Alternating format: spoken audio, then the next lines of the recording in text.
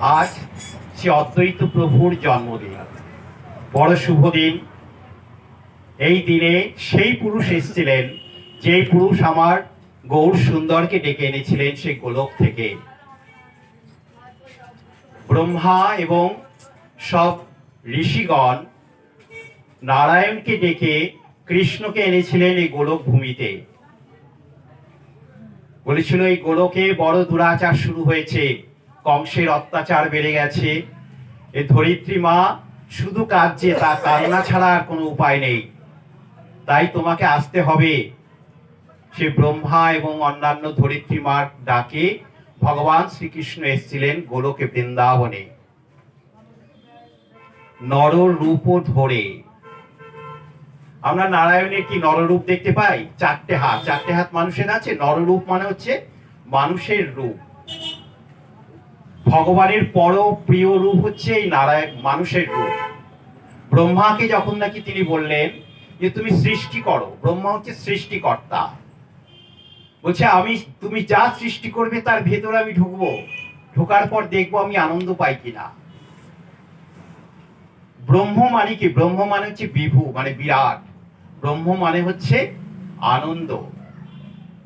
ভগবানকে ভজনা করে যদি আনন্দ না পাওয়া যায়, তাহলে জানবেন যে আপনার ভজনা ঠিক হচ্ছে না। আনন্দের জন্যেই কিন্তু এই যে কীর্তন শুনতে আসা, ভগবানের কথা শুনতে আসা, কেন? আনন্দের জন্যে। এই আনন্দের পিছনে আমরা সবাই ছুটছি। আমরা টাকা পয়সা রোজগার করি কেন? আনন্দের জন্যে, যে আমার সংসারটা যাতে ভালোভাবে চলে। শুধু সংসার করলে হবে না।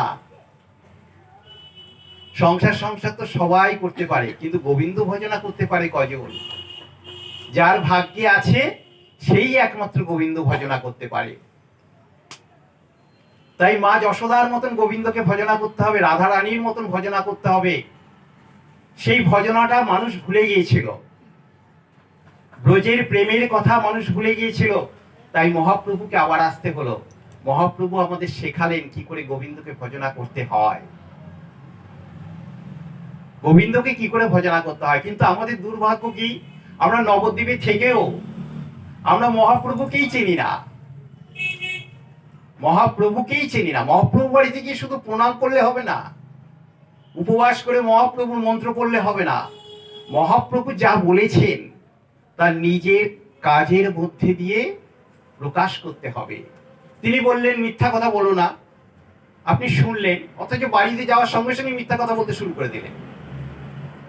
তিনি বললেন ধন সম্পত্তির দিকে লোভ করো না, আর আমি এখানে কীর্তন করছি, বাড়িতে গিয়ে কি করে ব্যবসাটা চলবে সেই কথা হবে না। মন প্রাণ তনু দিয়ে তাকে ডাকতে হবে। রাধারানীর আর কোনো চিন্তা ছিল না, আর কোনো ব্যাপারই তার মাথায় থাকতো না, শুধু গোবিন্দ ভজনা ছাড়া। তাই যারা গোবিন্দ ভজনা করে তারা গোবিন্দের কাছে কি প্রার্থনা করে? যে প্রভু তোমার পাদপদ্ম যেন আমি সেবা করতে পারি, এছাড়া আর কিচ্ছু চাই না। আমার ধন চাই না, সম্পত্তি চাই না, কিচ্ছু চাই না। বলে একটা উদাহরণ দাও। সনাতন দাস, যিনি নাকি রাজার কাছ থেকে বেরিয়ে এসেছিলেন 100 স্বর্ণ মুদ্রা দিয়ে, রাজা আটকে রেখে দিয়েছিল কারাগারে, বলে এ চলে যাবে মহাপ্রভুর কাছে, এর ভাই রূপ চলে গেছে, এও চলে যাবে, একে বন্দি করে রেখে দাও। অঢেল সম্পত্তির মালিক এই রূপ আর সনাতন। যে দ্বাররক্ষী ছিল তাকে বলল 10,000 স্বর্ণ মুদ্রা দেবো, আমাকে তুমি ছেড়ে দাও, আমি মহাপ্রভুর কাছে যাব, তা না হলে আমি বাঁচবো না। আমি মহাপ্রভুর মুখে এসে হরিনাম সংকীর্তন শুনেছি, আমার প্রাণটা খালি উচ্চটা করছে, কতক্ষণে তার চরণে গিয়ে পড়ব। দ্বাররক্ষী সেই লোভে 10,000 স্বর্ণ মুদ্রা পাওয়ার পর তাকে ছেড়ে দিল।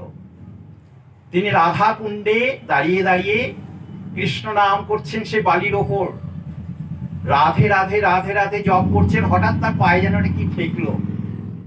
বলে কি ঠেকলো পায়ে? তুলে দেখেন পরশ পাথর, লোহাতে ঠেকালেই সোনা হয়ে যাবে। সেই পরশ পাথর হাতে নিয়ে সনাতন কি বলছে জানেন? বলে রাধারানী তুমি আজও আমাকে পরীক্ষা করছো, তুমি সোনা দিয়ে আমার ভজন কেড়ে নিতে চাইছো। কি হবে এই পরশ পাথর দিয়ে? এই লোভে আমি আর পা দেব না বলে সেই পরশ পাথরটা মাটির তলায় ঢুকিয়ে রেখে দিল, যদি কারোর প্রয়োজন পড়ে। বৃন্দাবনের পাশেই এক গ্রামে জীবন বলে একজন লোক ছিলেন। সে রাত্রিবেলা স্বপ্ন দেখলো যে তুমি সনাতনের কাছে যাও, প্রচুর সম্পত্তি পাবে এবং সেই সম্পত্তি দিয়ে তোমার 2 মেয়েকে বিয়ে দিয়ে দেবা।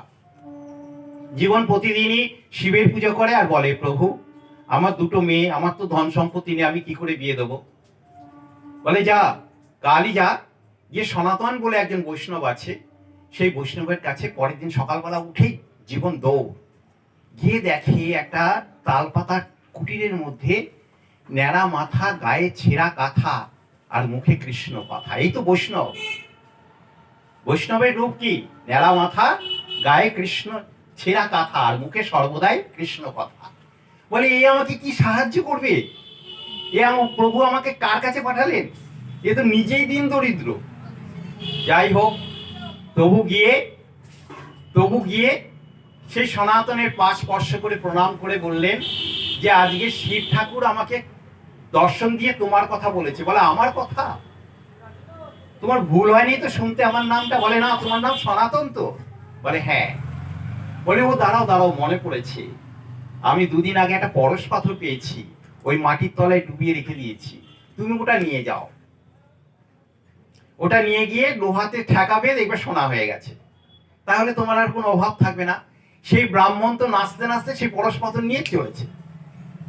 বৈষ্ণবের দর্শন হয়েছে তো, বৈষ্ণবের পায়ের ছোঁয়া পেয়েছে, মনের মধ্যে কৃষ্ণ প্রেম এসছে। যেতে যেতে ভাবছে যে পরশ পাথর সত্যি কি পরশ পাথর, নাকি আমাকে ধোকা দিল? নিজের লোহার একটা মাদুলি ছিল, সে মাদুলিটার মধ্যে সে পরশ পাথরটা ঠেকানোর সঙ্গে সঙ্গে সেটা সোনা হয়ে গেল। কিন্তু পা আর চলছে না, বাড়ির দিকে আর যেতে পারছে না। বলে এমন কি জিনিস আছে যে এক কথায় সে আমাকে পরশ পাথরটা দিয়ে দিল? তার মানে ওর কাছে আরো এর থেকে দামি জিনিস আছে। পরশ পাথরের থেকেও দামি জিনিস ওর কাছে নিশ্চয়ই আছে, এই জন্য আমাকে পরশ পাথরটা এক কথায় দিয়ে দিল। আবার ফিরে গেলেন সনাতনের কাছে, গিয়ে বলছেন, প্রভু পরশ পাথর আমার দরকার নেই, তোমার কাছে যে সর্বশ্রেষ্ঠ ধন আছে সেই ধন তুমি আমাকে দাও, সেই ধনে আমাকে ধনী করো। বললো যা, রাধা কুণ্ডে ওই পরশ পাথর ফেলে দিয়ে আয়, আর ওখানে স্নান করে আমার কাছে আয়, তোকে আমি দীক্ষা দেব। সেই জীবনকে তিনি দীক্ষা দিয়ে পরম বৈষ্ণবে পরিণত করলেন। তাই আমাদের ভাগবতে বলে, যার প্রচুর ধন সম্পত্তি আছে সে কিন্তু চতুর নয়, মানে বুদ্ধিমান নয়, যে কৃষ্ণ ভজে সেই চতুর। কারণ কি? যাকে ভজলে সবকিছু হবে। আপনি আপনার ছেলের জন্য সবসময় চিন্তা করছেন, কিন্তু ছেলেকে পরিচালনা করছে কে? স্বয়ং রাধা মাধব। সুতরাং রাধা মাধবকে ডাকলে আপনার সংসারের উন্নতি হবে। আমরা আমাদের নিজেদের উন্নতির চাবিকাঠিটা ভুলে গেছি। যাকে ডাকলে সংসারের উন্নতি হবে তাকে আমরা ডাকা ভুলে গেছি। টাকা পয়সা হয়তো না থাকলেও, টাকা পয়সাই সব নয়। টাকা পয়সা অনেক সময় বিভ্রান্তি সৃষ্টি করে। আজকে যদি আমি কোটি কোটি টাকা রোজগার করি, আমার ছেলে ভাববে আমার বাবার অনেক টাকা আছে, আমি যখন যা চাইবো তাই পাবো। ছেলে উচ্ছৃঙ্খল হয়ে যাবে। বউ বলবে, পুজোর সময় 1000 টাকা দামের শাড়ি কেউ পরে নাকি? দেখো না তুমি 3000 5000 টাকা দামের শাড়ি আছে। কারণ কি? সে জানে তার স্বামী দিতে পারবে। তখন এরকম ভাঙা ঘরে থাকতে ইচ্ছা করবে না, অট্টালিকা তৈরি করতে ইচ্ছা করবে। অট্টালিকা তৈরি হলেই বলবে মোজাইক করি, মোজাইক করলেই বলবে এসি লাগাই, একটা ফ্রিজ আনি। তার মানে কি? কারোর ঘরে যদি আগুন লাগে এবং তাকে যদি পেট্রোল দেওয়া হয়, আগুন নেবাও, তাহলে কি হবে? সে ঘরের আগুন কখনো নিভবে? আরো দাউ দাউ করে বাড়বে। আমাদের কামনা বাসনা এমনই যে আমরা প্রথমে মনে করি যে ঠিক আছে 3000 টাকা রোজগার করলেই আমাদের যথেষ্ট। 3000 টাকা যেই রোজগার হয়ে যায় বলে 5000 টাকা, 5000 টাকা থেকে 10,000 টাকা, 10,000 টাকা হলে বলে 20,000 টাকা। এর কোনো শেষ নেই, কামনা বাসনার কোনো শেষ নেই। এই কামনা বাসনা একমাত্র সারবে কিসের থেকে? হরিনাম সংকীর্তন করলে। মহাপ্রভু জানতেন এই কলিযুগের মানুষ কিচ্ছু করতে পারবে না, তপস্যা করতে পারবে না, যাগ করতে পারবে না, যজ্ঞ করতে পারবে না। বলছে কিচ্ছু করার দরকার নেই, কিছু করার দরকার নেই। মহাপ্রভু তাই বললেন, কহিলাম এই মহামন্ত্র, ইহা জপ গিয়া করিয়া নির্বন্ধ, ইহা হইতে সর্বসিদ্ধি হইবে সবার, সর্বক্ষণ বল ইহা বিধি নাহি আর। সেই মহাপ্রভুকে ডেকে এনেছিলেন কে? অদ্বৈত প্রভু। অদ্বৈত প্রভু তার নিজের কুষ্ঠি বিচার করে দেখেছিলেন যে তার কুষ্ঠিতে লেখা আছে তিনি ভগবান দর্শন করবেন। তিনি বড় আনন্দে ছিলেন যে একদিন না একদিন তো ভগবানকে দর্শন করবই। আর তার বন্ধু বান্ধব যত ভক্ত ছিল সবাইকে তিনি বলতেন, আমি কৃষ্ণ দর্শন করাবো তোদের এই চোখ দিয়ে, দিব্যচক্ষু লাগবে না, দিব্যচক্ষুর দরকার নেই। অর্জুন কৃষ্ণকে বিশ্বরূপ দর্শন করেছিলেন কখন? ভগবান শ্রীকৃষ্ণ যখন তাকে দিব্য দৃষ্টি দিলেন। কিন্তু অদ্বৈত প্রভু কি বললেন? অদ্বৈত প্রভু বললেন দিব্য দৃষ্টির দরকার নেই, এই চোখেই তোমরা কৃষ্ণকে দেখবে, আমি কৃষ্ণকে সেই গোকুল থেকে মর্তে নামিয়ে নিয়ে আসবো। এটা তার হুঙ্কার, এটা তার হুঙ্কার। হুঙ্কার দিয়ে বলতেন আমি আনবই, এই আমার প্রতিজ্ঞা। তা একদিন বৃদ্ধ হয়ে গেছেন আর মনে মনে ভাবছেন আর কবে কৃষ্ণ দর্শন পাবো, এই জীবন তো চলে যাবে, এই দুর্লভ মনুষ্য জনম তো চলে যাবে। গঙ্গা স্নান করছেন হাতে তুলসী এবং ফুল নিয়ে। তখন গদাধর চিৎকার করতে করতে সেই গঙ্গা তীরে গিয়ে বলছেন, প্রভু নিমাই আমাদের ফিরে এসছে গয়া থেকে, কিন্তু সেই নিমাই আর নেই। নিমাই যেন কেমন হয়ে গেছে, সর্বক্ষণ শুধু হা কৃষ্ণ বলছে আর কাঁদছে। গয়াতে ওই পাদপদ্ম দর্শন করার পর গয়াতে গিয়েছিলেন বাবার পিণ্ড দিতে। সেই পাদপদ্ম দর্শন করার পর মহাপ্রভুর ভাবে ভাবিত হয়ে গেলেন, রাধা ভাবে ভাবিত হলেন। তার আগে বলি মহাপ্রভুকে, মহাপ্রভু হচ্ছেন রাধা এবং কৃষ্ণের মিলিত তনু, রাধারানী স্বয়ং। কারণ মহাপ্রভু এসেছিলেন রাধা প্রেম বিলানোর জন্য। তার যার জিনিস সেই তো বিলাতে পারে, আমার জিনিস কেউ অন্য বেলাতে পারে তা, আমার টাকা পয়সাটা হয়তো বিলাতে পারে, কিন্তু আমার ভাব, আমার মনের ভাব, তা আমি ছাড়া কেউ বিলাতে পারবে না। তাই রাধারানী স্বয়ং এসেছিলেন অন্তরে কৃষ্ণ নিয়ে। তার অন্তরে কে? কৃষ্ণ, আর বহিরে রাধা ভাব, রাধা অঙ্গের জ্যোতি। রাধাই, মহাপ্রভুকে দর্শন করলে রাধাই মনে হতো। সেই রাধা কৃষ্ণের মিলিত তনু হচ্ছেন মহাপ্রভু। সে অদ্বৈত প্রভুকে গিয়ে বললেন, শিগগিরই চলুন নিমাইয়ের বাড়িতে। বলে কেন? বলে নিমাই যেন কেমন হয়ে গেছে, উন্মাদ হয়ে গেছে, পাগল হয়ে গেছে। অদ্বৈত প্রভু সে হাতে ফুল আর তুলসী পাতাই আছে। তিনি নিমাইয়ের বাড়িতে গিয়ে দেখেন নিমাই মহাভাবে ভাবিষ্ঠ, কৃষ্ণ নাম বলছে, কোনো দিকে হুঁশ নেই, শুধু হা কৃষ্ণ করে কাঁদছে। তখন অদ্বৈত প্রভু বললেন, এ কে? এ আমি কাকে দর্শন করছি? এ তো আমার সে আরাধ্য দেবতা, আমার আরাধ্য দেবতাই আমার ঘরের সামনে এসে উপস্থিত। বলে অদ্বৈত প্রভু তার হাতের ফুল মহাপ্রভুর চরণে দিলেন, দিয়ে তাকে বন্দনা করতে শুরু করলেন। তখন মহাপ্রভু মহাভাবে ভাবিষ্ট বলল, অদ্বৈত তুমি অনেক কান্না কেঁদেছ। অদ্বৈত প্রভু কি করতেন? গঙ্গার ধারে গিয়ে তার ঝোলার মধ্যে সবসময় মদন গোপাল থাকতো। মদন গোপাল, হা মদন গোপাল, হা মদন গোপাল বলে চিৎকার করতেন, তুমি কবে আসবে, তোমার কবে দেখা পাবো। এই আকুল হয়ে ডাকতে হয় তাকে, তাকে আকুল হয়ে ডাকতে হয়। সে প্রেমের ঠাকুর, প্রেম দিয়ে শুধু কীর্তন করলে হয়ে গেল তা না, প্রেম দিয়ে কীর্তন করতে হবে, কৃষ্ণ কৃষ্ণ বলে কাঁদতে হবে, তবে তো তিনি সাড়া দেবেন। বাচ্চা ছেলে তার মাকে ডাকছে, খিদে পেয়েছে, ডাকছে। মা অন্য কাজে ব্যস্ত, মা কিন্তু প্রথমে কান দেয় না, ও ডাকছে ঠিক আছে। কিন্তু বাচ্চা যখন কাঁদতে শুরু করে, মা আমাকে শিগগিরই খেতে দাও বলে কাঁদতে শুরু করে, তখন মা সমস্ত কাজ ফেলে ধুয়ে তাকে খেতে দেয়। তাই অহংকার নিয়ে যদি কৃষ্ণ নাম করা হয়, অহংকার নিয়ে যদি কৃষ্ণ নাম করা হয়, অহংকার নিয়ে যদি বৃন্দাবন দর্শন করতে হয়, অহংকার নিয়ে যদি মহাপ্রভু বাড়িতে যাওয়া হয়, মহাপ্রভু বাড়িতে গিয়ে 500 টাকার নোট দিলাম, ইয়ে করলাম, কোনো রকমের নমস্কার করে দিয়ে চলে এলাম, ওই টাকা এবং ওই শ্রদ্ধা ভগবান গ্রহণ করেন না, কখনো গ্রহণ করেন না। তাই থাক থাক থাক তাই শ্রদ্ধা ভরে করুণ ভাবে তাকে ডাকতে হবে। অদ্বৈত প্রভু ওইভাবে ডাকতেন। এগুলো শোনার অর্থ কি? যে আমি গোবিন্দকে ডাকবো। কিভাবে ডাকবো? ভক্ত যেভাবে ডেকেছে। অদ্বৈত প্রভু কিভাবে ডেকেছে, রাধারানী গোবিন্দকে কেমন ভাবে ডাকতেন, সেইটা যদি না বুঝতে পারি তাহলে আমার ডাকা হবে না।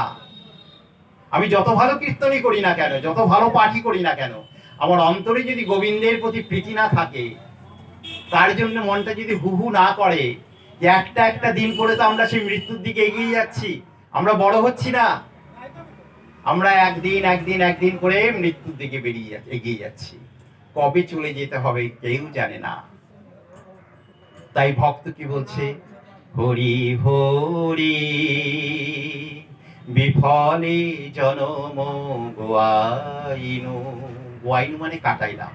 হরি হরি বিফলে জনম গোয়াইনম।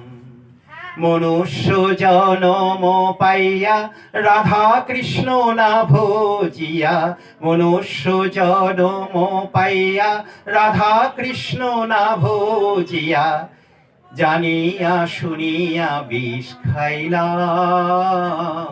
হরি হরি বিফলে জনম গোয়াইলাম। টাকা পয়সা সংসার নিয়ে মেতে থাকলাম, গোবিন্দকে ভজনা করলাম না। একটা সময় আসবে আপনার নড়ার ক্ষমতাও থাকবে না, তখন জীবনটা দুর্বিষহ হয়ে যাবে, কেউ আপনাকে পছন্দ করবে না, আত্মীয় স্বজন ছেলে বউ সবাই চাইবে কতক্ষণ এই পাপ বিদেয় হবে। তখন একমাত্র পথের সম্বল কে? গোবিন্দ। গোবিন্দ বলছেন, মৃত্যুকালে যে আমাকে গ্রহণ করে, নাম করে, যে আমাকে ভালোবাসে, আমি তাকে কোলে করে আমার বৈকুণ্ঠে নিয়ে যাই।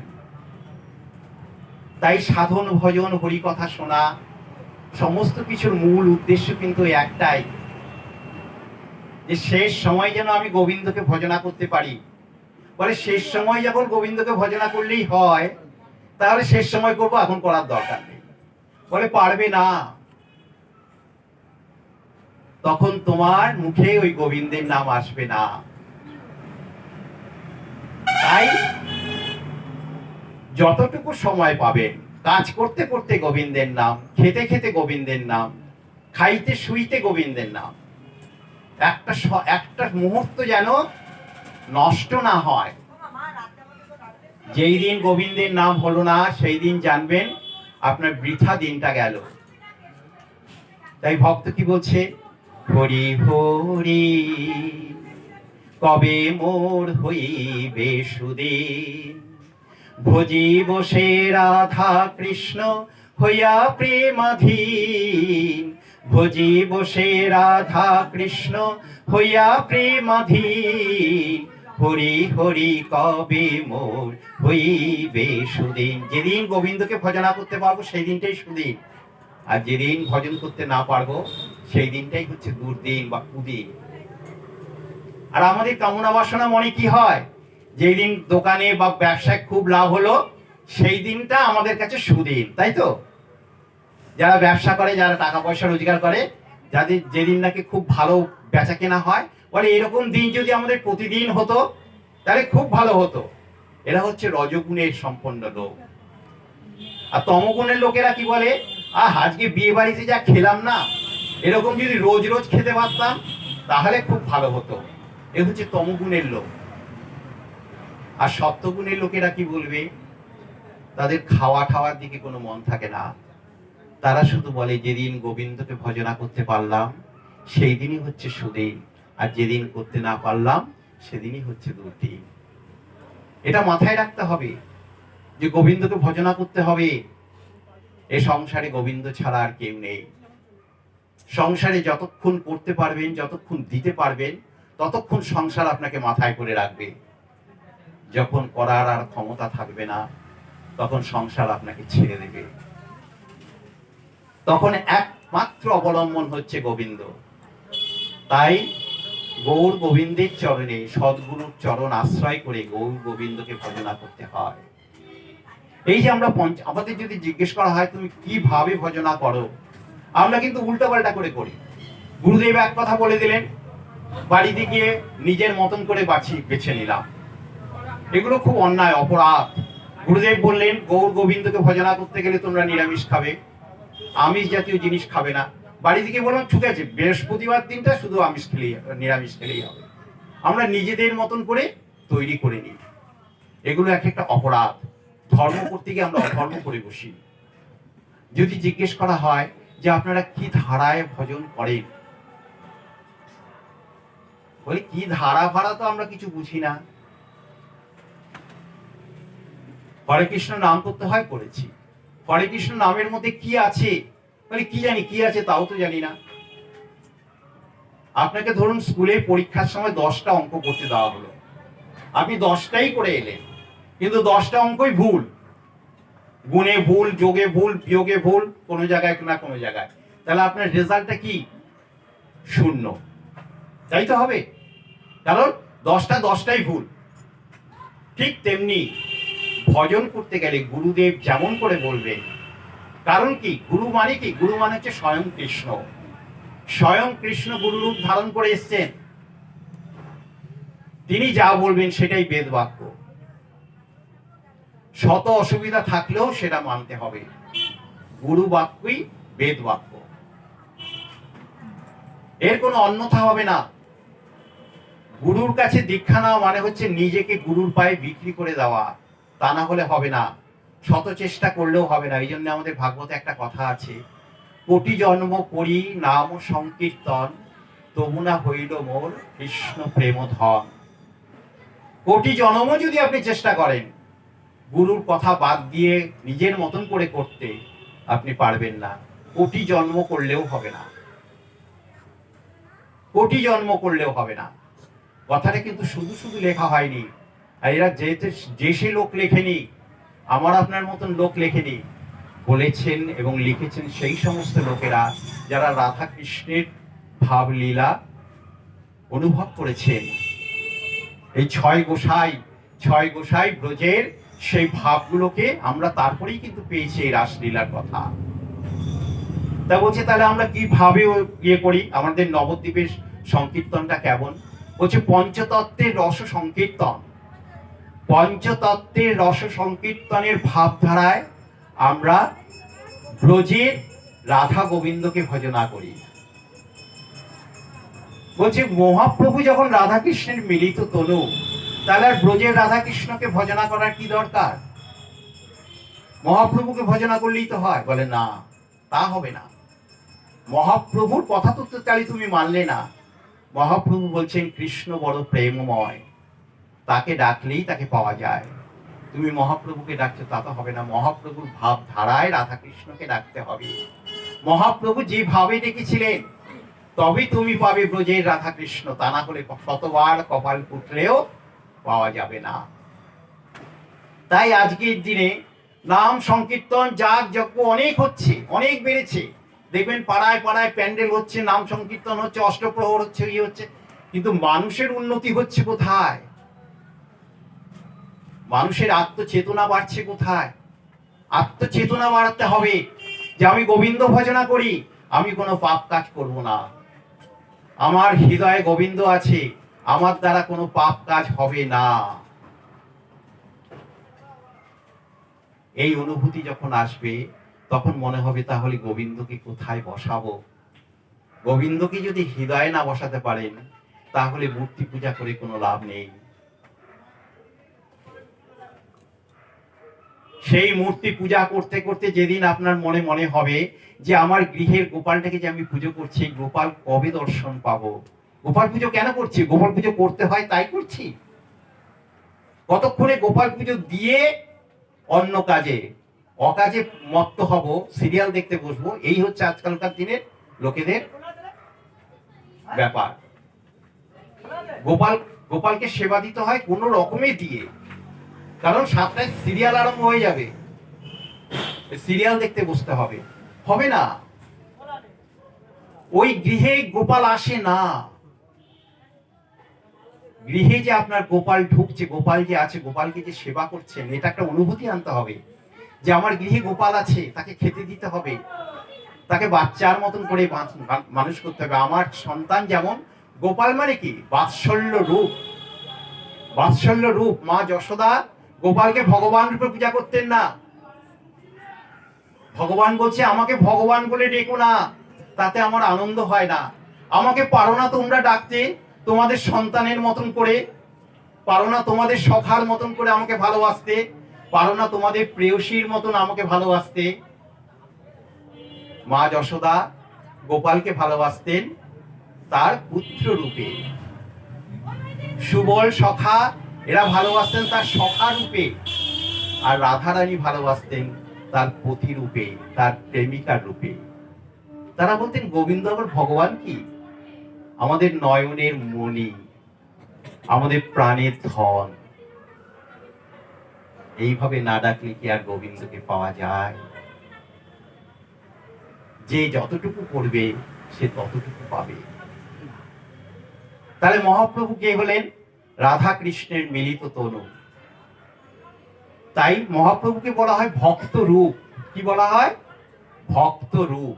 তিনি ভক্ত সেজে হয়ে তিনি আমাদের দেখালেন কি করে গোবিন্দকে ভজনা করতে হয়, ভক্ত সেজে। ঠিক আছে? নিত্যানন্দ প্রভু কি? নিত্যানন্দ প্রভু হচ্ছে ভক্ত স্বরূপ। ভগবানের যে স্বরূপ প্রকাশ করতে হয় সেই স্বরূপ প্রকাশ করেছিলেন নিত্যানন্দ। আর ভক্ত অবতার হচ্ছেন অদ্বৈত প্রভু। ভক্ত অবতার হচ্ছেন অদ্বৈত প্রভু। আর ভক্ত শক্তি হচ্ছেন গদাধর। গদাধর কি? গদাধর হচ্ছেন স্বয়ং রাধারানী। রাধা কৃষ্ণের মিলিত তনু মহাপ্রভু।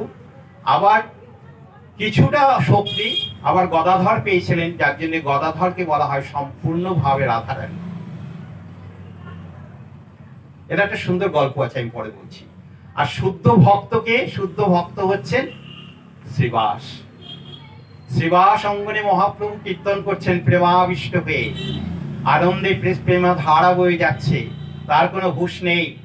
হঠাৎ মহাপ্রভু বললেন, শ্রীবাস আজকে কেন তোমার অঙ্গনে কীর্তন করতে করতে আমার খালি মন আটকে যাচ্ছে? তোমার গৃহে কি কোনো অমঙ্গল হয়েছে? বলে, না প্রভু, আপনি যেখানে সেখানে অমঙ্গল কোথায়? আপনি যেখানে সেখানে তো কোনো অমঙ্গল নেই। আপনি সূর্য সম, সূর্যের কাছে গিয়ে যদি আপনি ছায়া খোঁজেন পাওয়া যাবে? পাওয়া যাবে না। সূর্য হচ্ছে আলো, ঠিক তেমনি মহাপ্রভু হচ্ছেন আনন্দময়, মঙ্গলের প্রতীক। তিনি যেখানে সেখানে অমঙ্গল কোথায়? তখন একজন ভক্ত আর থাকতে পারলেন না, বললেন, প্রভু আজ রাত 2টোর সময় শ্রীবাসের একমাত্র পুত্রের প্রাণহানি হয়েছে, মারা গিয়েছেন তিনি। শ্রীবাস তার স্ত্রীকে বলেছে উচ্চস্বরে ক্রন্দন করো না, কারণ ভোরবেলায় মহাপ্রভু কীর্তন করতে আসবেন, তোমার ছেলে মারা গেছে যাক, কিন্তু প্রভুর যেন কীর্তনে ব্যাঘাত না ঘটে, প্রভুর কীর্তনের ব্যাঘাত যেন কখনো না ঘটে। বলি, শ্রীবাস তোমার গৃহে সন্তান মারা গেছে, তথাপি তুমি আমার সঙ্গে বসে কীর্তন করছো? বলে, প্রভু তুমি যেখানে সেখানেই আমার সন্তান, তুমিই আমার সব। সেই মৃত সন্তানের গায়ে মহাপ্রভু হাত দিয়ে বললেন, হে পুত্র তুমি কেন চলে যাচ্ছ এই গৃহ থেকে? বলছে, কে বা মোর পিতা, কে বা মোর মাতা। কয়েক দিনের জন্য আমি শ্রীবাস অঙ্গনে এসেছিলাম, শ্রীবাসের ঘরে এসেছিলাম, তোমার নাম শুনতে শুনতে আমার প্রাণবায়ু বেরিয়ে গেছে, এ আমার পরম মঙ্গল, আমাকে প্রভু যেতে দাও। সেই মৃত সন্তান বলে উঠছে। তখন শ্রীবাস হাত জোর করে বলছে, প্রভু যা করলে আমার মঙ্গল হয় তাই তুমি করো। তাহলে কত বড় ভক্ত, কতখানি রাধা কৃষ্ণের প্রতি তার প্রেম, কতখানি মহাপ্রভুর প্রতি প্রেম, এই ঘটনা থেকেই বোঝা যায়। এই জন্য শুদ্ধ ভক্তের শিরোমণি হচ্ছেন শ্রীবাস। শ্রীবাস অঙ্গনের পাশ দিয়ে যখনই যাবেন ওখানকার ধুলি একটু মাথায় নেবেন। শ্রীবাস অঙ্গনের মতন পবিত্র জায়গা নবদ্বীপে কেন, ত্রিভুবনে আর কোথাও নাই। স্বয়ং মহাপ্রভু বলেছেন গোলকের বৃন্দাবনের থেকেও, গোলক এবং বৃন্দাবনের ধুলির থেকেও শ্রীবাস অঙ্গনের ধুলি পবিত্র। এই মনোভাব নিয়ে ভক্তি করতে হবে। যখনই রাস্তা দিয়ে হাঁটবেন ভাববেন যে মহাপ্রভু এই রাস্তা দিয়ে হেঁটে গেছে, এই রাস্তা দিয়েই সংকীর্তন করেছেন, তবে তো ভাব আসবে। আর ভাব না আসলে শত চেষ্টা করলেও হৃদয়ে ভগবানকে স্থান দিতে পারবেন না। তাই রাধারানীকে বলা হয় মহাভাব শিরোমণি। মহাভাব শিরোমণি, ভাবের তিনি শিরোমণি। আমি যাকে ভালোবাসবো তাকে মন প্রাণ তনু সব কিছু দিয়ে ভালোবাসতে হবে। এই ভালোবাসার নামই হচ্ছে ব্রজের প্রেম। বলে ব্রজের প্রেম কি গো? ব্রজের প্রেমটা কি? যেটা মহাপ্রভু আমাদের শেখাতে এসেছিলেন। ব্রজের প্রেম হচ্ছে শুদ্ধ প্রেম। আমরা লক্ষ্মী পুজো কেন করি? ধন সম্পত্তির জন্য। এই যে সরস্বতী পুজো হয়ে গেল, সরস্বতী পুজো কেন করি? বিদ্যার জন্য। গণেশ পুজো কেন করি? সংসারের শ্রীবৃদ্ধির জন্য। কালী পুজো কেন করি? শক্তির জন্য। একমাত্র গোবিন্দ পুজোতে, গোবিন্দ ভজনা যারা করে তারা বলে প্রভু কিচ্ছু দরকার নেই, আমার কিচ্ছু দরকার নেই, তুমি সব দিয়েছো, তুমি শুধু আমাকে ভক্তি দাও, ভক্তি দাও আমার হৃদয়। আমার হৃদয় পাষাণ, তোমার নাম করলে আমার চোখ দিয়ে এক ফোঁটা জল আসে না। এই পাষাণ হৃদয় কিচ্ছু হবে না, একটু ভক্তি দাও যেন তোমার নাম করলে আমার চোখ দিয়ে জল বেরিয়ে আসে। তাই হরিনাম সংকীর্তন এত মধুর যে তা করলে পরে চোখ দিয়ে যাদের জল আসে না তারা শত জনমে চেষ্টা করলেও রাধা কৃষ্ণকে পাবে না। তাই সদ্গুরুর চরণে আশ্রিত করে তিনি যেমন ভাবে বলেন তেমন ভাবে চললেই আপনি জানবেন যে গুরু আজ্ঞা, ব্যাস আর কিচ্ছু করতে হবে না। গুরুই আপনাকে হাত ধরে নিয়ে যাবে। তা না হলে একটা সময় মৃত্যুর পর যখন নাকি আমাদের শ্মশানে পোড়ানো হয়ে যায়, দেখবেন একটা কলসি ভেঙে দিয়ে বলে ওদিকে আর তাকিও না, ওদিকে আর তাকিও না। তার মানে তাকে এবার ভুলে যাও, সংসার থেকে সে বিদায় নিয়েছে। তখন আপনাকে সে অন্ধকারময় রাস্তাটা পার হতে হবে, কেউ থাকবে না। প্রকৃত দিনও হয়ে গেলেন আপনি। দিন মানে দয় হর্ষি দন্তান্ন দিন মানে হচ্ছে দিবস, মানে দিন, দিন রাত্রি। আর দয় দীর্ঘি দন্তান্ন দিন মানে হচ্ছে কাঙাল, যার কিচ্ছু নেই। তখন যদি গুরু ভজনা করে থাকেন, যদি হরি কৃষ্ণ ভজনা করে থাকেন, তখন বলবে প্রভু আমি এবার দিন হয়ে গেছি, আমাকে সবাই ছেড়ে দিয়ে চলে গেছে, কেউ আর আমার দিকে ফিরেও তাকায় না, এই অন্ধকারময় রাস্তা আমি কি করে পার হব? তখন স্বয়ং ভগবান বলবেন আমি দীনবন্ধু। এই জন্য ভগবান শ্রীকৃষ্ণের আরেক নাম দীনবন্ধু। বলে আমি তো আছি তোর বন্ধু, দীনবন্ধু আয়, আমি তোকে আলোর পথ দেখাবো, আমি তোকে আলোর পথ দেখাবো, ওই জন্যই আমি তোর সঙ্গে আছি। কি করলে হবে? যদি আপনি তাকে ভজনা করেন। ভজনা অতি সহজ, আবার কারো কারো কাছে অতি দুর্লভ, অতি কঠিন। যে ভজনা করতে হয় বলে ভজনা করে তার কাছে খুব কঠিন, আর যে প্রেমের আনন্দে ভজনা করে সে সব সময় ভজনা করছে, তার কাছে অতীব সরল। কোনো মন্ত্র লাগে না, কোনো তন্ত্র লাগে না, কোনো শুদ্ধ কাপড় লাগে না, টাকা লাগে না, পয়সা লাগে না, শুধু প্রেম ভরে কৃষ্ণ নাম করো, প্রেম ভরে কৃষ্ণ নাম করো। অথচ সবকিছু করলাম, প্রেমটা এলো না, তাহলে কিচ্ছু হলো না।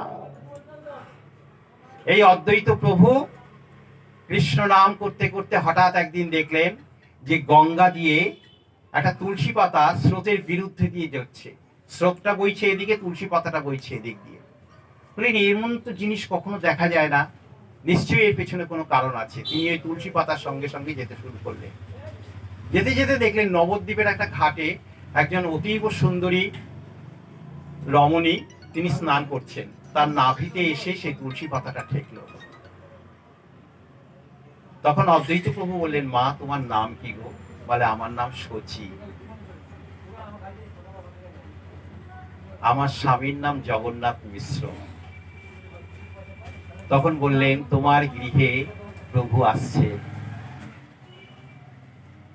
আমি তার লক্ষণ বুঝতে পারলাম। অদ্বৈত প্রভু যখন নাকি মহাপ্রভুর চরণে ওই ফুল জল তুলসী পাতা দিলেন, তখন মহাপ্রভু বললেন, অদ্বৈত অনেক কেঁদেছ আমাকে আনার জন্যে, তোমার জন্যেই আমি এত তাড়াতাড়ি পৃথিবীতে চলে এলাম। কারণ এখন আসার কোনো কথা ছিল না, কলিযুগে অবতার আসবে বলে কোনো কথা ছিল না। কলিযুগের সন্ধ্যাতেই মহাপ্রভু আসলেন। কারণ কি না, ডাকার জন্যে। একদিকে হরিদাস ঠাকুর, জগন হরিদাস ঠাকুর ডেকে যাচ্ছেন আর কাঁদছেন, আর একদিকে অদ্বৈত প্রভু কাঁদছেন যে প্রভু তুমি আসো, পৃথিবীর বড় দুর্দিন হয়ে আসছে। রাধা কৃষ্ণের প্রেমলীলা সবাই ভুলে গেছে। কোথায় রাধাকুণ্ড, কোথায় শ্যামকুণ্ড, কোথায় নিধুবন, কোথায় তালবন, সমস্ত লোক ভুলে গেছে সেইগুলো। আজকে যে আমরা বৃন্দাবন দেখি, সেই বৃন্দাবন হচ্ছে মহাপ্রভুর দান, মহাপ্রভুর দান। মহাপ্রভু সেগুলো এসে আবার সমস্ত ঠিক করে দিয়েছিলেন। বললেন, এইখানে রাধাকুণ্ড আছে, এখানে শ্যামকুণ্ড আছে, এটা তালবন, এখানে ভগবান শ্রীকৃষ্ণ এই লীলা করেছেন, এই লীলা করেছেন, এই লীলা করেছেন। তার ফলে কি হলো, আবার আমরা সেই আগের বৃন্দাবন ফিরে পেলাম। তা না হলে সব বৃন্দাবনের সমস্ত লীলা নষ্ট হয়ে গেছিল। তিনি রূপ আর সনাতনকে দিয়ে সেই গ্রন্থ রচনা করালেন।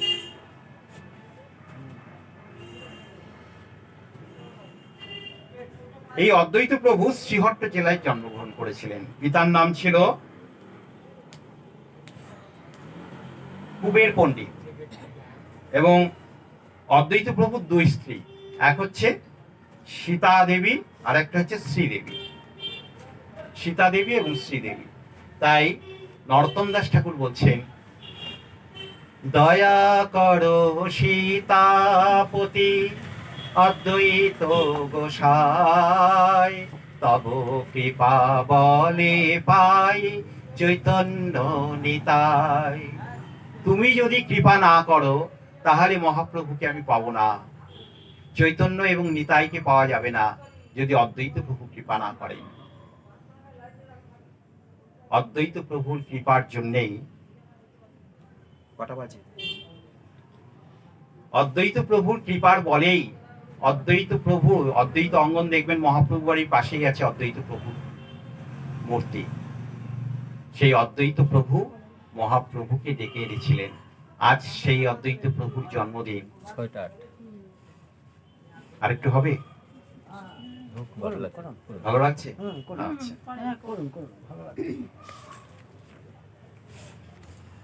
এই ব্রজের প্রেম, শুদ্ধ প্রেম তাহলে কাকে বলে? মহাপ্রভু যে বললেন যে আমাদের ব্রজের প্রেম শিখতে হবে, তাহলে সেই ব্রজের প্রেমটা কি? ব্রজের প্রেম হচ্ছে শুদ্ধ প্রেম। ব্রজের যে লোকজন, যে গোপীরা, যে পুরুষেরা, তারা কিন্তু সব অশিক্ষিত ছিল। তারা লেখাপড়া জানতো না, কিচ্ছু জানতো না, গোয়ালার জাত। তারা দুধ দোয়াতো, ক্ষীর, ননি, মাখন এ সমস্ত তৈরি করত এবং ঘাটে গিয়ে সেগুলো বিক্রি করত। কিন্তু তাদের হৃদয়ে ছিল শুদ্ধ প্রেম। এই শুদ্ধ প্রেম জগৎবাসীকে জানানোর জন্যেই তারা সেই উপর থেকে, গোলক থেকে নেমে এসেছিলেন যে ভগবান শ্রীকৃষ্ণের সঙ্গে আমরা লীলা করবো, এ আমাদের পরম সৌভাগ্য। ভগবান শ্রীকৃষ্ণ যখন বললেন যে আমি লীলা করতে গোলকে যাব, বৃন্দাবনে যাব, তখন সবাই বলল, প্রভু আমাদের সঙ্গে নিন, আমাদের সঙ্গে নিন। যেমন বাবা মা যদি বলে আজকে আমরা বেড়াতে যাব, তখন বাচ্চারা কি বলে, বাবা আমাকে নাও, আমিও যাব, আমিও যাব। বললো ঠিক আছে, আমি ব্রহ্মার কাছে এই কাজটা দিলাম, যে যে আমার সঙ্গে লীলা করতে চায় সবাই চলো, সবাই ওই গোলক বৃন্দাবনে জন্মগ্রহণ করো। শয়ে শয়ে লোক, শয়ে শয়ে মুনি ঋষি সবাই বলল আমরা ব্রজের গোপী হব, কি হব? ব্রজের গোপী। বলে প্রভুর সঙ্গে লীলা করব। কোটি কোটি গোপী হলো, বলো গোপীর রাস্তা শেষ, আর কেউ গোপী হতে পারবে না। বলে তাহলে কি হব? বলে রাখাল বালক হতে পারো। বলো রাখাল বালক কি করে দাও? বলো রাখাল বালক শেষ। তবু হাজার হাজার সমস্ত মুনি ঋষিরা আসছে। শুধু আমাদের একটা ব্রহ্মাণ্ড না তো, বহু ব্রহ্মাণ্ড আছে, সেই ব্রহ্মাণ্ড থেকেও সমস্ত লোক আসছে, বলছে প্রভুর সঙ্গে লীলা করব। এই করতে করতে কেউ গরু হলো, কেউ ছাগল হলো, কেউ ময়ূর হলো, কেউ বললো আমাকে বৃক্ষ করে দাও, তবু তো গোবিন্দের লীলা দেখতে পাবো। তাই বৃন্দাবনের বৃক্ষ বৃক্ষ নয়, বৃন্দাবনের বৃক্ষ হচ্ছে মুনি ঋষি। সমস্ত যখন ভর্তি হয়ে গেছে, তাও দেখে অনেক অনেক সাধু সন্ন্যাসী সব দাঁড়িয়ে রয়েছে। তখন তারা বলল তাহলে অন্তত ব্রজের ধুলি করে দাও, আমাদের ব্রজের ধুলি করে দাও, গোবিন্দের চরণ তো আমাদের বুকের ওপর পড়বে, এ আমাদের মহা সৌভাগ্য। তাই ব্রজের ধুলি ধুলি নয়, ব্রজের ধুলি ধুলি নয়, ওই ধুলি যে একবার মাথায় নেয়, সমস্ত মুনি ঋষিদের মাথায় নেওয়া হলো। তাই এই পৃথিবীতে কোনো তীর্থস্থান দেখবেন না যেখানকার ধুলি মানুষ মাথায় নেয়। ব্রজের ধুলি হচ্ছে এতটাই পবিত্র যে ব্রজের ধুলি মাথায় নিতে হয়। তাই বৃন্দাবনে নামার সঙ্গে সঙ্গে সেই ধুলি মাথায় নিতে হয়। আর নবদ্বীপে আসলে, নবদ্বীপে আসলে অন্তত একবার সংকীর্তন করুন, তা না হলে কিন্তু জবাবদিহি করতে হবে যে তোমাকে নবদ্বীপে বাস করতে দিলাম, তুমি একবার কৃষ্ণ নাম করলে না, একবার তুমি সংকীর্তন করলে না, এই যে মহাপাপ, তোমাকে আমি কোথায় জন্ম দেব? যাও তুমি কুকুর বিড়াল ছাগল এই সমস্ত হয়ে যাও, তির্যক যোনি। আমাদের ভাগবতে লেখা আছে, যারা নিয়ম সেবার মাসে ভগবানকে ভজনা না করে, যারা নাম সংকীর্তন না করে, তাদের তির্যক যোনিতে জন্ম হয়। এটা আমার কথা না, কিন্তু কাউকে ভয় দেখাচ্ছি না আমি, এটা ভাগবতের কথা। তির্যক যোনি মানে হিংস্র পশু, বাঘ সিংহ, তাদেরও তো সন্তানাদি হয়, তাদেরও তো একটা জীবন আছে তার মধ্যে। তির্যক যোনিতে তাদের জন্ম হয়, অথবা বৃক্ষ। সুতরাং এই দুর্লভ মনুষ্য জন্ম যখন পেয়েছেন, তখন এটাকে সৎ কাজ করুন এখন থেকেই, এই মুহূর্ত থেকেই। পরে করব ঠিক আছে, সবাইকে যখন জিজ্ঞেস করা হয় সাধন ভজন কখন করব, বলে রিটায়ার করার পর। আরে তুমি রিটায়ার করার মতো সময় পর্যন্ত যাবে কিনা তাই তো তুমি জানো না। তাই পরীক্ষিত রাজা যখন নাকি জানতে পারলেন না 7 দিন তিনি বেঁচে আছেন, 7 দিন, তৎক্ষণাৎ তিনি ঠিক করলেন যে আর কোনো রাজত্ব ফাজত্ব নয়, আমি রাজা ফাজা কিচ্ছু না। তার ছেলের হাতে সমস্ত কিছু দিয়ে তিনি গঙ্গার ধারে এক মনে বললেন, আমি এক মনে এক আসনে বসে 7 দিন শুধু গোবিন্দের কথা বলবো, শুনবো। তখন রাজা ওখানে গোবিন্দের কথা শুনবেন বলে সমস্ত ঋষি মুনি ঋষিরা সবাই চলে এসছে। কে আসেননি? ব্যাসদেব এসছেন, পরাশর মুনি এসছেন, বৈশিষ্ট্য মুনি এসছেন, সবাই এসছেন। বললেন মহারাজ, আপনার সঙ্গে আমরাও বসে হরি কথা শুনবো। ঠিক আছে, হরি কথা শুনবো। তখন বলে যে কে বলতে পারবেন 7 দিন এক আসনে বসে আহার নিদ্রা ত্যাগ করে আমাকে হরি কথা কে শোনাতে পারবেন? সবাই মাথা নিচু করে আছে। বলে একদিন হয়তো শোনাতে পারবো, 1.5 দিন শোনাতে পারবো, বড় জোর 2 দিন শোনাতে পারবো। 7 দিন না খেয়ে না দিয়ে না স্নান করে এক আসনে বসে 7 দিন বলার মতন ক্ষমতা আমাদের কারণ নেই। তখন রাজা পরীক্ষিত হাউ হাউ করে কাঁদছে, হাউ হাউ করে কাঁদছে আর বলছে, হে প্রভু, তাহলে কি আমার মনের বাঞ্ছা পূর্ণ হবে না? আমি 7 দিন ধরে যে গোবিন্দের কথা শুনবো বলে ঠিক করেছি, তা কি আমার ইচ্ছা পূরণ হবে না? ঠিক তখন প্রভুরই নির্দেশে, ভগবান শ্রীকৃষ্ণের নির্দেশে সুখদেব মুনি সেখান দিয়ে যাচ্ছিলেন। সুখদেব মুনি শুনলেন যে রাজা এরকম একটা প্রতিজ্ঞা করে বসেছেন যে 7 দিন ধরে কৃষ্ণ কথা শুনবেন। গিয়ে বললেন, আমি পারবো, আমার পিতা ব্যাসদেব মুনি এখানেই বসে আছেন, তিনি আমাকে ব্যাসদেব ওই পিতা আমাকে শিখিয়েছেন ভাগবতের কথা। এই ভাগবতের কথা তিনি শুনেছেন নারদের কাছ থেকে, নারদ শুনেছে ব্রহ্মার কাছ থেকে, ব্রহ্মা শুনেছেন ভগবান শ্রীকৃষ্ণের কাছ থেকে। ব্যাসদেব গীতা লিখলেন, মহাভারত লিখলেন, 4 বেদ রচনা করলেন, ভাগ করলেন, তথাপি তার মনে কষ্ট দূর হয় না। বলে কি যেন একটা আমি লিখিনি, কি যেন একটা আমি করিনি, আমার মনে আনন্দ আসছে না কেন? গোবিন্দের এত শ্লোক, এত পাঠ, এত কীর্তন করলাম, তবু কেন আমার মনে আনন্দ আসছে না? তার মানে গোবিন্দেকে আমি ঠিক মতন এখনো লেখা বাকি আছে। তখন সেই মুহূর্তে সেখানে নারদ এসে উপস্থিত। বলে হ্যাঁ, বাকি আছে তো, তুমি সব লিখেছো, গীতাতে সমস্ত কিছু, বেদে সমস্ত কিছু লিখেছো, কিন্তু তার লীলা কথা লেখনি। গীতাতে তুমি লিখেছো সর্বধর্ম পরিত্যাজ্য মামকং শরণং ব্রজ, সমস্ত কিছু ত্যাগ করে তুমি আমাকে ভজনা করো, গীতাতে তুমি লিখেছো। অর্জুনকে তিনি বলছেন, কিন্তু তার প্রমাণ কোথায়? সেই লীলার মধ্যে তুমি আমাকে দেখাও যে সবাই সবকিছু ত্যাগ করে আমাকে ভজনা করে। সেই লীলা কথা লিখতে বসলেন। বললো আমি তো কিছু জানি না। বলে আমি জানি, আমি আমার পিতার কাছ থেকে শুনে এসেছি, তুমি আমার কাছ থেকে শোনো। আমার পিতা শুনেছেন ভগবানের কাছ থেকে। চতুশ্লোকী ভাগবত ভগবান শ্রীকৃষ্ণ নারদকে দিয়েছেন, ব্রহ্মাকে দিয়েছিলেন। ব্রহ্মা সেই ভাগবত নারদকে দিয়েছিলেন, নারদ দিয়েছিলেন ব্যাসদেবকে। ব্যাসদেব তখন সেই চতুশ্লোকী ভাগবত নিয়ে তপস্যায় বসলেন। তখন তার সামনে সমস্ত কিছু পরিস্ফুট হয়ে উঠল। ভগবানের ইচ্ছায় তিনি তখন ভাগবত লিখলেন 18,000 শ্লোকে। সুতরাং ভাগবত কিন্তু কোনো গ্রন্থ নয়। ভাগবতকে যে গ্রন্থ মনে করে সে মহাপাপ বলে। এই গ্রন্থ আমরা প্রতিদিন অর্চনা করি, প্রতিদিন পুজো করি, কারণ এটা হচ্ছে স্বয়ং কৃষ্ণ। গ্রন্থ এবং কৃষ্ণের মধ্যে কোনো তফাৎ নাই।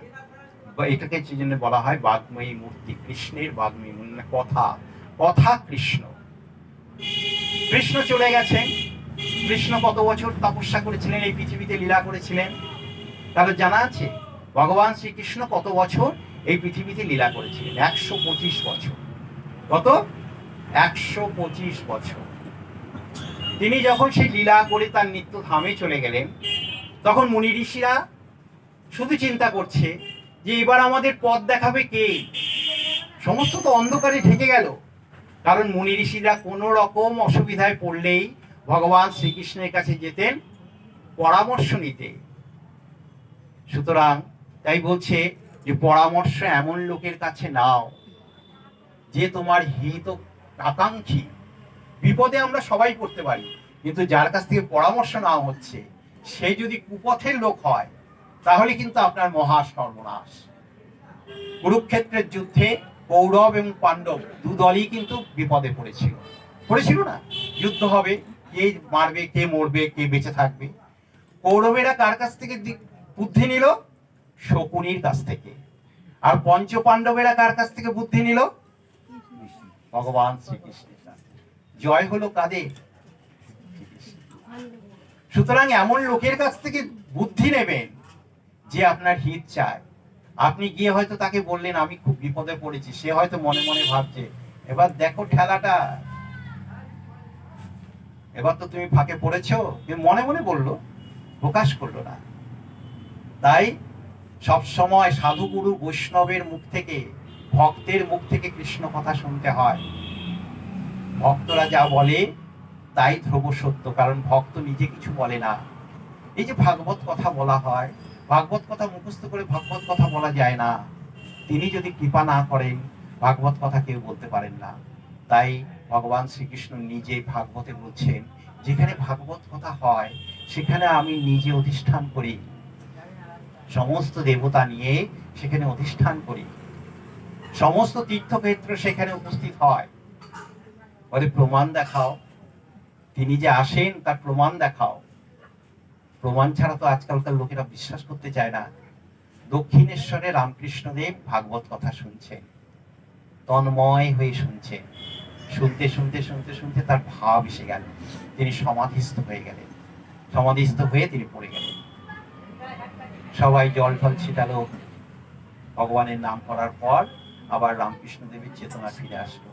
চেতনা ফিরে আসার পর বলছেন যে প্রভু কি দর্শন করলেন, কারণ ভক্তরা জানে প্রভু যখনই নাকি সমাধিস্থ হয় কিছু না কিছু দর্শন করে। বলে আরে সর্বনাশ, আজকে যা দর্শন করলাম, ভাগবতের কাছে স্বয়ং ভগবান শ্রীকৃষ্ণ এসে দাঁড়িয়েছেন, আর তার পায়ের থেকে একটা জ্যোতি এসে ওই ভাগবতকে স্পর্শ করে আমার হৃদয় স্পর্শ করল। বলে সেই দর্শন করে আমি ভাবে মুচ্ছান্ত হয়ে গেলাম। বলে আমার বড় কৃপা। বলে এর অর্থ কি প্রভু? এই যে দেখলেন ভগবান শ্রীকৃষ্ণ তার পায়ের থেকে জ্যোতি বেরিয়ে এসে ভাগবত স্পর্শ করলো এবং আপনার হৃদয় স্পর্শ করলো। বললো তিনের মধ্যে এক, তিনের মধ্যে এক, যাহা ভাগবত তাহাই শ্রীকৃষ্ণ, তাহাই ভক্ত। ভক্তের হৃদয়ে যখন যিনি আসেন তখন তিনি শ্রীকৃষ্ণই হয়ে যান। এইভাবে এই মনোভাব নিয়ে ভাগবত কথা শুনতে হয়, তা না হলে শুনে কোনো লাভ নেই। ঠিক আছে? তাই ভাগবত কথা যখন শুনতে আসবেন সমস্ত কিছু পেছনে ফেলে দিয়ে আসবেন। যখন হরিনাম শুনতে আসবেন এখানে জানবেন যে আজকে যে ভগবানের কথা হলো, এই পরিবেশটা কত নির্মল হয়ে গেল, এই পরিবেশের হাওয়া যার গায়ে লাগলো সেই শুদ্ধ হয়ে গেল। কতগুলো নিয়ম আছে সেগুলো গুরু বৈষ্ণবের কাছ থেকে শিখে নেবেন, কিচ্ছু কোনো প্রবলেম না।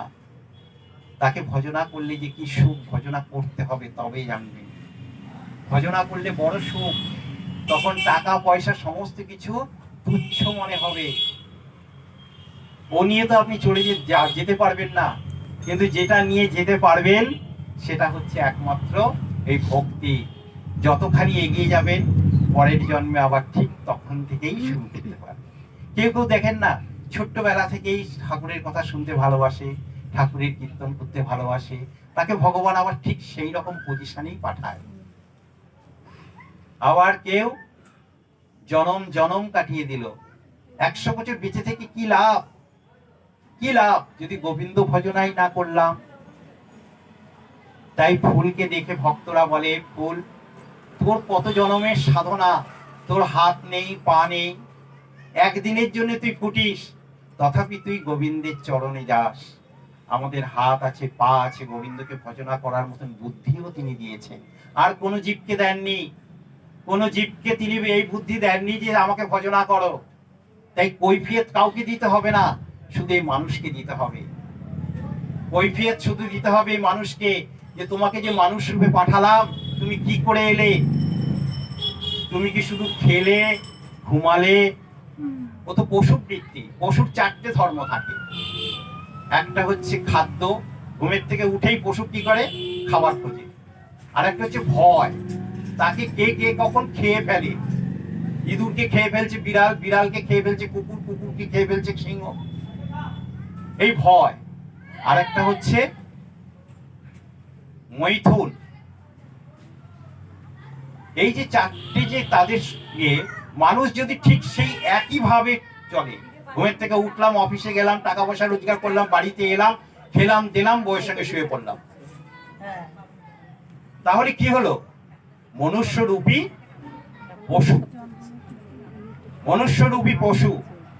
তাই আমাদের উপনিষদে বলছে যে মনুষ্যরূপী পশু হয়েও না তুমি। তুমি একটু মনে মনে চিন্তা করো, আমি কোথা থেকে এলাম, কেন এলাম, কেন আমি এলাম এই পৃথিবীতে, সাধন ভজন কতটুকু করলাম, গোবিন্দের নাম কতটুকু বললাম, হৃদয়টাকে কতখানি পবিত্র করলাম, মানুষের মতন মানুষ হতে পেলাম কিনা। কি কর্ম করছি সেটা দেখার দরকার নেই। আমি ঝাড়ুদারি হই, মুচি হই, মেথর হই, যা খুশি তাই হই, আমি যেন আমার হৃদয়টা যেন পরিষ্কার থাকে, গোবিন্দের জন্য যেন কাঁদে, তাহলেই মঙ্গল। একমাত্র হরিনাম ছাড়া এই সংসারে কলিযুগের মানুষের আর কোনো মঙ্গল নাই। তাই সংসারে যদি মঙ্গল চান, সবার যদি ভালো চান, তাহলে একমাত্র হরিনাম করুন শুদ্ধ মনে। তাই বলছেন যেই নাম সেই কৃষ্ণ ভজ নিষ্ঠা করি। মহাপ্রভু ওই নিষ্ঠা কথাটা কিন্তু দিয়ে রেখেছেন, যেই নাম সেই কৃষ্ণ ভজ নিষ্ঠা করি, নামের সহিত আছেন আপন শ্রীহরি। যেই নাম সেই কৃষ্ণ, নাম আর কৃষ্ণের মধ্যে কোনো তফাৎ নেই। হরে কৃষ্ণ। তাহলে আজ এই পর্যন্তই থাকুক, একটা কীর্তন করে